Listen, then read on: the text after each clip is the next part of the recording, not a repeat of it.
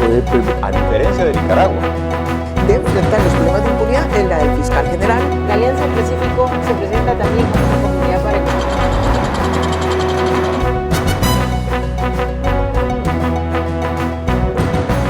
Un gusto volver a estar con ustedes en el espacio Fernando Aguayo América. Cordiales saludos a quienes nos ven a través de la señal de Mega TV en la Florida, Estados Unidos, por Vito TVO en el Ecuador y por OnePlus TV en el Ecuador y en el mundo. Hoy tenemos como invitado al catedrático Jorge Calderón, especialista en el ámbito económico. Vamos a conversar con él sobre la situación actual de la economía ecuatoriana, más aún luego de la consulta popular que determinó que se debe quedar el petróleo bajo tierra y se dice vamos a perder 1.200 millones de dólares cada año, alrededor de 16.000 en los próximos 15 años. ¿Cómo ve usted la respuesta del gobierno a esta situación? Hablan de algunas posibilidades para obtener recursos. Se habla hasta de echar mano de los recursos del Banco Central. Fernando, ¿qué tal? Mira, primero que lamentable este tipo de decisiones que se han tomado, primero por destiempo, era una consulta que debió darse hace muchos años atrás, que era el planteamiento de ese entonces el colectivo Yas Unidos. En todo caso se dio y genera una incertidumbre jurídica, porque ¿qué va a pasar con otras inversiones? No solo en el sector de hidrocarburos, con otros sectores que puedan también darse consultas y que van de abajo todos los proyectos o actividades económicas que se estén desarrollando. En este sentido, tú lo bien has señalado, una pérdida de aproximadamente 1.200 millones de dólares por año. ¿Qué va a hacer el país con una necesidad tan importante de recursos? ¿De dónde los va a sacar? Por ahí se habla de subir impuestos. Tú lo has mencionado, tomar la reserva monetaria. Digamos que se pudiera hacer tomar la reserva, porque recordemos que hay un código orgánico monetario financiero que no lo permite, pero digamos que lo va a hacer. ¿Por cuántos años lo va a hacer? ¿Va a sacarle 1.200 millones de dólares todos los años? ¿Cómo los va a cubrir? Y esa reserva, que ahorita está en 7.000 millones, se le acabará en 5 años. ¿Qué va a pasar con el resto? Asumiendo un caso hipotético. Entonces, suena muy fácil decir que lo podemos sacar, que podemos tomarlo de la reserva, pero hay que tener presente que son recursos del ciudadano, de los bancos, de los GATS. Además, se ha cuestionado mucho cuando el gobierno de Rafael Correa hizo esto, de meterle la mano al Banco Central, y ahora se ha anunciado que podrían hacer lo propio porque hay más de 8.000 millones de reservas. ¿Cómo es posible que en este gobierno, cuando se critica al que podría venir, si gana las elecciones, hemos dicho que es incorrecto?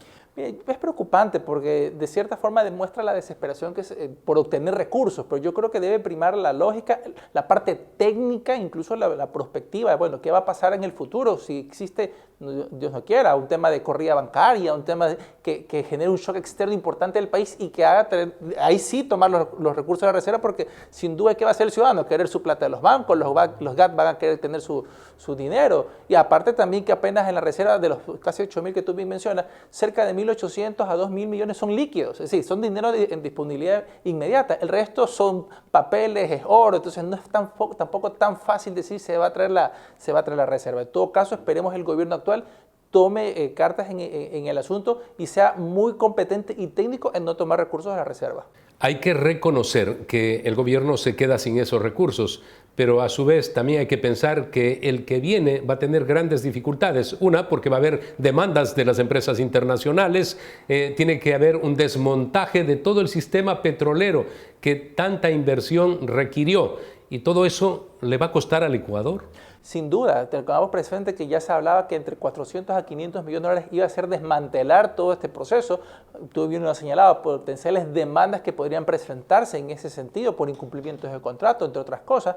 Y recordemos que el mercado petrolero trabaja bajo conceptos de futuro, es decir, vende el petróleo en función del precio que va a tener en el futuro, en un tiempo determinado, en base a eso determina la producción. Entonces son algunos aspectos que no se han tenido presentes, se los ha tratado muy superficialmente o nada incluso, y eso le puede venir problemas al Ecuador. Ya lo vimos hace unos años con las demandas que se presentaron entre 2018 y el 2021, mejor dicho, las resoluciones de estas demandas y demandas presentadas hace 10, 15 años atrás. Cuando salió la Oxy, por ejemplo, ellos demandaron y tuvimos que pagar alrededor de 1.000 millones de dólares. Perenco, entre otras, y que fueron entre el 2006 y 2010 y recién se resolvieron 8 o 10 años después y estamos pagando las consecuencias de eso. Entonces, no pensemos que el problema, desmantela arreglo y ya está. Es un problema que podría derivar 5, 10, 15 años o más solucionarlo. Todo eso degenera en el incremento en el puntaje del riesgo país del Ecuador. Por supuesto, porque recordemos que el riesgo país es un indicador que mide esa percepción en base a 3 criterios principales: economía, política y social. En el tema político, todos lo sabemos, la incertidumbre, elecciones anticipadas, el dime que te diré entre los poderes del Estado, que nunca se ponían de acuerdo. En social, la conflictividad, los movimientos políticos que se han dado en los últimos meses, y el económico, dejándolo al último, por todo ese tema de la posibilidad de que el Ecuador no cumpla con sus acreencias. Entonces, siempre hemos estado dependientes del petróleo, nos ha afectado esos vaivenes porque existe el temor, no se produce lo suficiente. Recordemos que la producción petrolera ha ido a la baja por la falta de inversión, y ahora le sumamos que vamos a dejar de percibir casi $1.000 millones anuales. Entonces, eso le preocupa al acreedor externo, porque dice, bueno, ¿cuál va a ser tu verdadera posibilidad de pagarme, de reponerme lo que te he prestado? Y nos puede comprometer a futuro, porque ese riesgo país no está bajando a niveles significativos, y vemos en las últimas semanas que fue por un tema político que se pudo reducir, pero estructuralmente no se reduce. Llegamos a 1.750, algo así. 50 hemos estado. Entonces, si yo quisiera como país salir a los mercados internacionales, tendría que estar pagando tasas de interés de casi 20-21%. Entonces, cuando hay países como Perú y Colombia que pagan el 4 o el 5%. Por supuesto, porque manejan un riesgo país que entre 150 a 300 puntos aproximadamente, que significa 1.5 a 3% de interés. ¿Qué hace que esos países sean atractivos? Es la estabilidad jurídica, la visión del país. A pesar de que haya partidos o movimientos contrarios a mercados que tomen, es la estabilidad jurídica y sin duda el buen manejo de las funciones del Estado. Este análisis es un preámbulo de lo que me lleva a plantear como preguntas. Si gana el señor Daniel Noboa en las elecciones de segunda vuelta del 15 de octubre, él es un empresario, a pesar de su juventud, con experiencia. ¿Qué es lo que puede obtener el Ecuador en el ámbito económico? Mira, yo creo que habría en un principio el mismo efecto que hubo con el presidente Lasso. Como tú lo has bien mencionado, es empresario, digamos que pro mercado, eso lo ven bien desde afuera, y el riesgo país podría atenuarse e irse reduciendo paulatinamente. Como ocurrió cuando entró el presidente Guillermo Lasso en el 21. Y cuando asumió, tú bien lo has dicho. Pero mucho va a depender de la agenda de reformas que pueda llevar a cabo, de la estabilidad política que pueda tener para llevar los cambios a realizarse. Sin duda es un periodo corto, 16, 18 meses, no va a poder hacer mucho, pero yo creo que va a tener que buscar una agenda en común con el legislativo para ciertos acuerdos en lo económico, en lo político, ciertas leyes que puedan tratarse, para de esta manera pueda atenuar ese riesgo país. Si vamos a un nivel de conflicto importante como el vivido en el periodo del presidente Lasso, poco o nada va a poder hacer. Esperemos. Y especialmente tiene que buscar la forma de fomentar fuentes de trabajo para el Ecuador. Por supuesto que sí, y no tanto como una promesa de campaña como lo hacen todos los candidatos, es porque es una necesidad.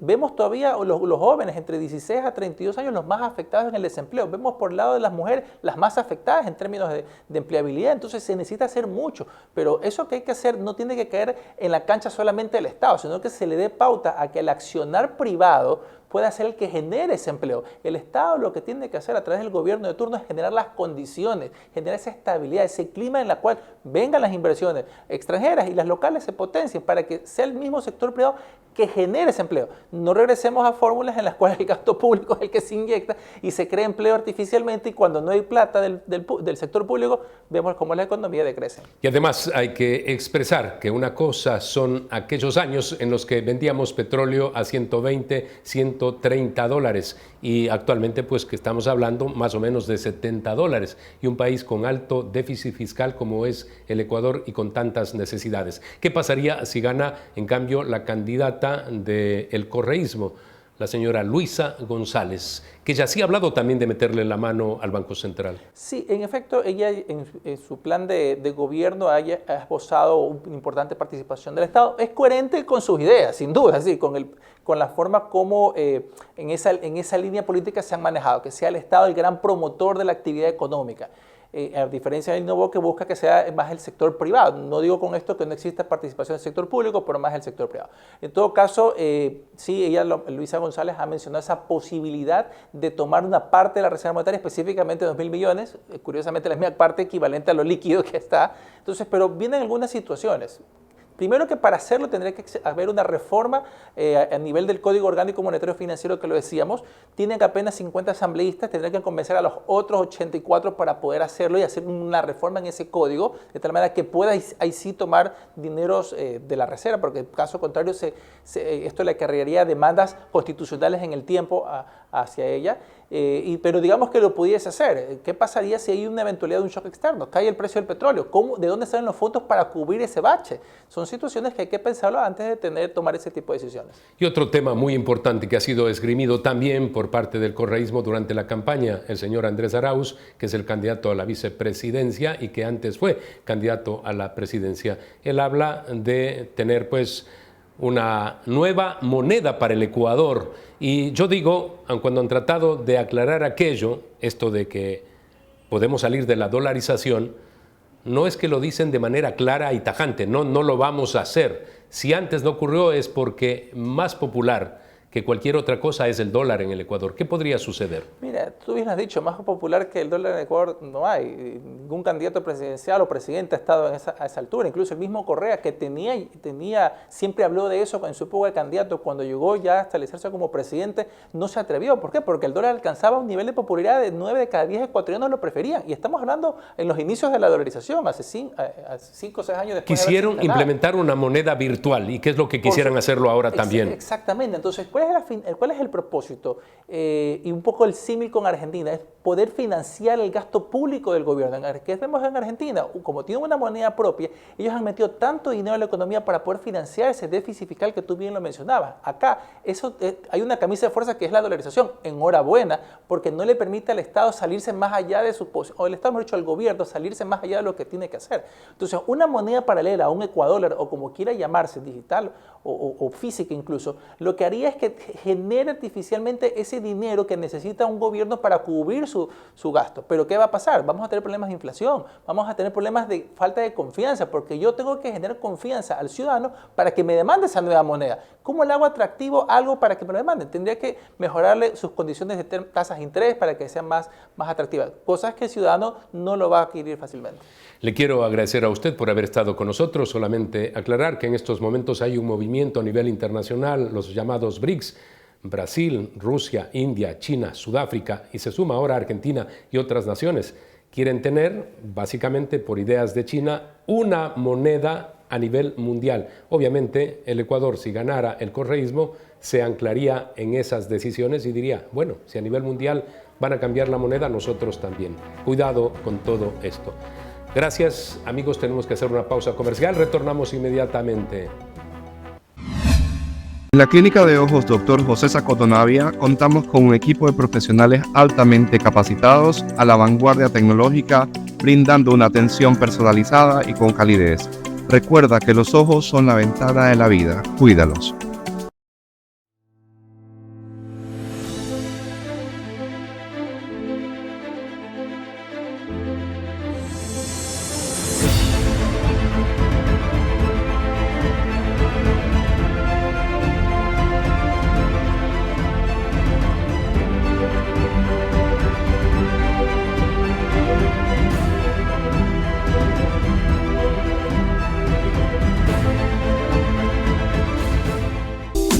Verde Fruit, el camino para acercar los productos de América Latina a los Estados Unidos. Vamos a hablar de seguridad digital con el experto Alejandro Varas. En este momento hay una denuncia, por supuesto demandas en la Fiscalía por parte de Revolución Ciudadana y también de Centro Democrático. Lo que sucedió en las elecciones de los emigrantes, de los ciudadanos que están en el extranjero. En definitiva, no pudieron votar, sino un sector nada más. ¿Es adecuado el que haya estas demandas por ciberataques? Bueno, es legítimo que haya habido ese tipo de denuncias. En todo caso, al haberse reportado tantos incidentes de parte de ciudadanos ecuatorianos que residen en el extranjero que tuvieron el impedimento de votar. El detalle es que lo que se pudo detectar dentro de las redes sociales no necesariamente demuestra un fallo informático provocado por terceros malintencionados. todo parece indicar que puede haber habido un error en el rendimiento de la plataforma por, supongo, la alta demanda que pudo haber en el momento preciso del tiempo durante las elecciones, porque el mejor monitor en tiempo real, que son las redes sociales, habían casos de ecuatorianos en el mundo que pudieron votar por su candidato y habían otros ecuatorianos que reclamaron porque no tenían acceso a la plataforma. Pero esas fallas informáticas parece que fueron detectadas y hubo por parte de la Organización de Estados Americanos alguna advertencia. Sin embargo, no corrigieron. Correcto, eso es simplemente un tema de mantenimiento técnico que los profesionales técnicos detrás de la plataforma del CNE deberían tener un cuidado de rutina. Es muy probable que, voy a especular nada más, ¿no? Por la alta demanda en el día de las elecciones, seguramente pues, hubo algún tipo de fallo o caída, como suele ocurrir con muchos sistemas que reciben muchas solicitudes de manera simultánea. El riesgo está tal vez al haber sido en un momento en vivo, prácticamente en la fecha de las elecciones, pues saber si no hubo un soporte inmediato para poder hacer este levantamiento de los servicios nuevamente para que los usuarios puedan hacer uso de las plataformas. ¿Usted piensa que no se trata de ciberataques que provinieron, como dicen, de Pakistán, India, China, Rusia? Es muy probable que toda plataforma informática que esté en línea sí es sujeta a ataques. Las pocas denuncias que alcancé a monitorear en redes sociales hablaban simplemente de detalles técnicos que se referían a los protocolos de red que se utilizaban en la plataforma para poderse conectar al sistema. Que hayan habido ataques, eso ya depende ya de un perito informático que esté autorizado a poder hacer la evaluación, el diagnóstico post-mortem del uso de la plataforma y poder identificar si realmente hubo accesos no autorizados para dar de baja la plataforma de manera ilegítima, de manera malintencionada, y con eso demostrarlo. Si no, quedaremos en una simple especulación. Usted no es un juez de ninguna manera, tampoco un fiscal, pero es un experto y de manera absolutamente clara y formal está expresando que pueden ser errores, no necesariamente provocados y Correcto. peor aún que lleven a penalizar a una persona, porque según el Código Integral Penal podrían ir a la cárcel por varios años, creo que hasta 5 o 7 años. Correcto, es importante demostrar si fue realmente un delito o no. En mi opinión, no creo que debamos precipitarnos a esa conclusión. Obviamente es una situación política y en política la gente se precipita a ese tipo de reacciones, especialmente cuando se trata de la intención de voto partidista. Si se ven perjudicados, como en el caso del sector que ha puesto la denuncia. Correcto, especialmente quienes son los perjudicados son los que van a alzar la voz con mucha más fuerza. Lo importante aquí es, todo parece indicar que es un problema de rendimiento de la plataforma digital en la que se hacían los votos y se registraban los votos. Si bien es cierto, la Organización de Estados Americanos hizo un comentario respecto al cuidado que se debía tener, tal vez lo que hubo fue un error a la hora de darle el soporte y evitar que la plataforma se caiga, que fue lo que sucedió. Ahora hay que identificar cuál es el motivo, si fue un motivo técnico, simplemente un error humano de falta de mantenimiento, por decirlo así, o fue algún ataque malintencionado. La tecnología mueve al mundo. Además de su trascendencia, debe haber mayores preocupaciones de las autoridades sobre estas temáticas, pero da la impresión que en el Ecuador jugamos a todo, a experimentar algo. Nunca tomamos las cosas en serio. Mire usted de la forma calmada como está expresando y dice, a lo mejor fueron errores, no fue intencional, pero habría que pensar en todo esto. Además, vamos a una segunda vuelta electoral. Correcto, es sumamente importante que la tecnología que se utilice en el conteo de votos, justamente en el registro de los votos de los ciudadanos en el exterior, pueda ser debidamente almacenado y tratado correctamente, con las medidas de seguridad del caso y también con la resistencia, por decirlo así, tecnológica que les permita soportar la capacidad de consultas y registros que la plataforma requiera. No es lo mismo que existan 10 ecuatorianos en el extranjero que quieran votar simultáneamente a que hayan 200.000 personas que simultáneamente quieran hacer un voto. En el ámbito judicial, ¿deben buscar a los expertos para que puedan emitir criterios mucho más claros antes de tomar decisiones judiciales? Correcto, inclusive hay fundamentos legales, como por ejemplo dentro de la Ley de Protección de Datos, que exige a entidades públicas y privadas tener controles de seguridad de la información por defecto antes de inclusive hacer uso de una tecnología. Una ley que está en vigencia, que fue recientemente aprobada. Correcto, una ley que está en vigencia, a pesar de no tener un reglamento, los artículos son claros.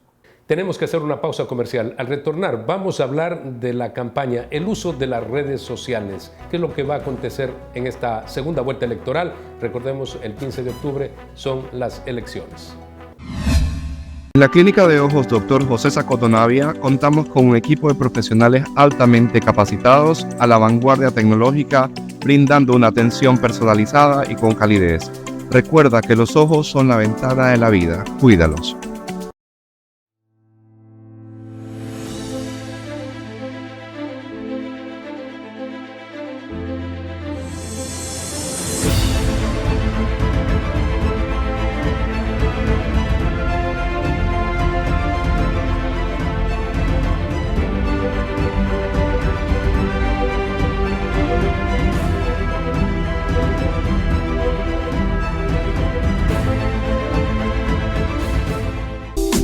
Verde Fruit, el camino para acercar los productos de América Latina a los Estados Unidos. Entramos al bloque final del programa. Usted es un experto digital y también un consultor político por el uso de redes sociales. ¿Qué sucedió con los resultados electorales? Quien, por ejemplo, como el señor Javier Herbas, que llegó en la elección anterior a un 15% de la nada, de 0 al 15% usando las redes sociales. Ahora pues tuvo prácticamente el 1%. Inclusive de lo que leí tiene que hacer una devolución del fondo electoral.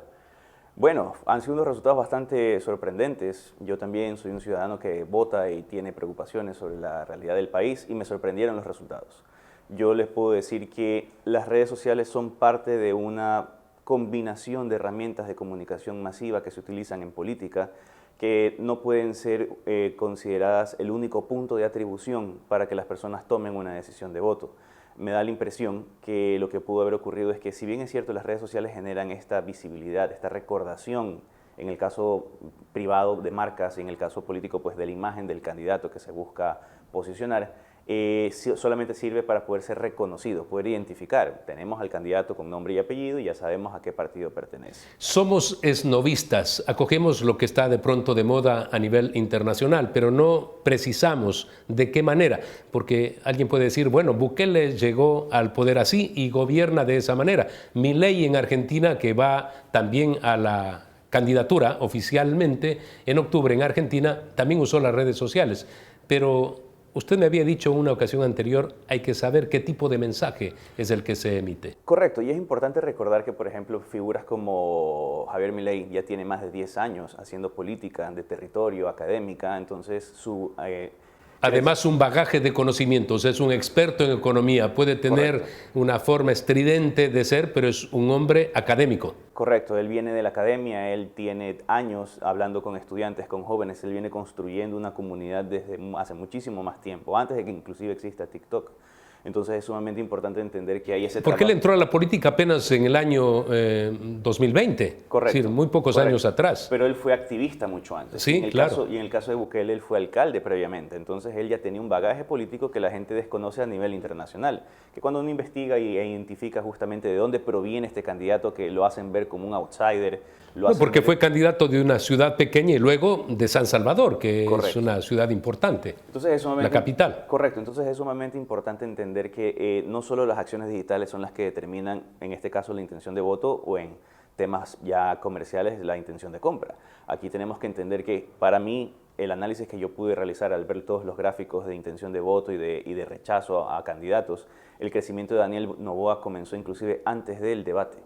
Entonces podemos decir que el debate de alguna manera reafirmó el interés del ciudadano que quiere educarse antes de elegir, para poder decir, este candidato sí está con una propuesta sólida y ha hecho el recorrido de territorio que le permite garantizar confianza. En el caso de Daniel Noboa, debo decir, fue el segundo de los candidatos que vino a nuestro programa. El primero fue Fernando Villavicencio. Y para ese entonces, recuerdo, se encontró con mi invitado, mi segundo invitado, que era el doctor Roberto Gómez Mera, una persona que fue presidente de la Corte Suprema de Justicia, fiscal general de la Nación, un hombre de edad. Y él lo felicitó a Daniel Noboa, dijo, lo he escuchado, me parece un joven muy inteligente, vaya en esa línea. Estamos hablando de cuando no le daban absolutamente ninguna posibilidad a Daniel Noboa. Y en el desarrollo de la entrevista abordamos temas importantes y en todos tuvo explicaciones y argumentos técnicos claros y con conocimientos, de tal manera que no se trata del debate o de entrevistas hechas 3 días antes de la elección. Correcto, es sumamente importante también, hablando específicamente del ahora candidato que va a la segunda vuelta, lo que hizo Daniel Noboa fue ser siempre concreto y evitar el conflicto político. Él se dedicó a hablar de su propuesta, se dedicó a hablar de las soluciones que él aporta y se dedicó a hablar de su plan. en medios formales, tradicionales y también en medios digitales. ¿Qué significa eso? Llegó a todas las audiencias, a todas las segmentaciones comunicacionalmente, pero nunca dejó de hacer trabajo de territorio. Y la política, al final del día, es trabajo de territorio. En estos momentos hay quienes dicen se trata de refrescar la campaña de la señora Luisa González, usando las redes sociales y dirigiéndose a un sector más joven. ¿Cree que ahí están los votos?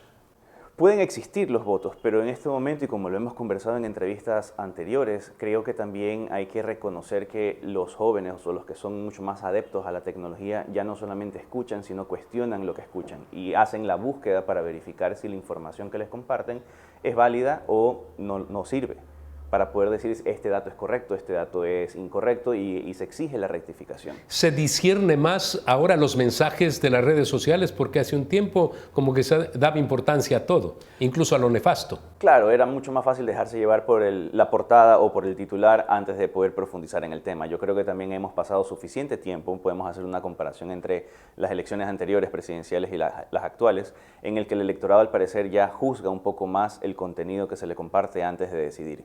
Obviamente también creo que con la proliferación de las noticias falsas, que ahora cualquier persona con una computadora puede crear contenido con una imagen de cualquier cosa, peor aún con la existencia de la inteligencia artificial que nos ayuda a acelerar el proceso de generar contenido, la gente ahora tiene esta desconfianza en el contenido y obviamente en el emisor, porque ahora no podemos ni siquiera confiar en que si sale la imagen de un candidato, sea el candidato real, sino sea una alteración de la imagen. Puede ser inteligencia artificial, un personaje creado. Correcto. Como ya ha acontecido y hemos visto imágenes hasta del Papa, ¿no? Correcto. Una condición diferente. Correcto, exactamente. A ser Papa. Entonces, al ser personas políticamente expuestas, obviamente su imagen está sujeta a un tipo de escrutinio distinto al de una persona, de un civil común y corriente.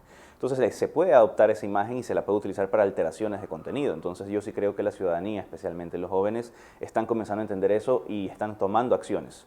¿Por qué este candidato me habla de que el dólar sirve o no sirve? Vamos a investigar. Y creo que ese es el verdadero fundamento que hay que incentivar. Nos guste o no, ahora tenemos una ciudadanía que no solamente se quiere informar, sino que quiere cuestionar. Y es importante invitarlos al cuestionamiento, porque ese debate es el que realmente genera votos. Alejandro, muchas gracias. Amigos, recuerden que tienen una cita la próxima semana en Fernando Aguayo América a través de Mega TV en la Florida, Estados Unidos, por Vito TV en el Ecuador y por OnePlus TV en el Ecuador y en el mundo.